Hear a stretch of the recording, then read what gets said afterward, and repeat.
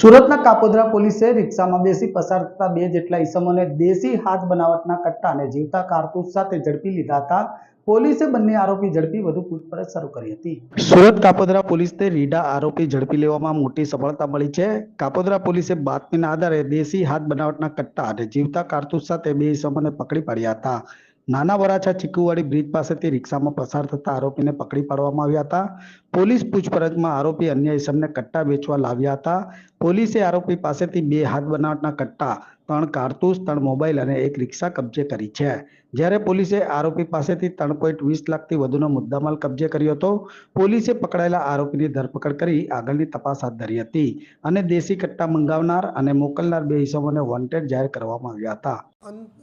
સઘન ચેકિંગ કરતા રિક્ષાની અંદર બેઠેલ 3 ઈસમો પાસેથી દેશી બનાવટના કટ્ટા નંગ 2 તથા જીવતા કાર્ટીસ નંગ 3 તથા 3 મોબાઈલ અને ઓટો રિક્ષા મળી કુલ્લે કિંમત ₹3,20,000 જેટલો મુદ્દામાલ હસ્તગત કરવામાં આવેલ છે.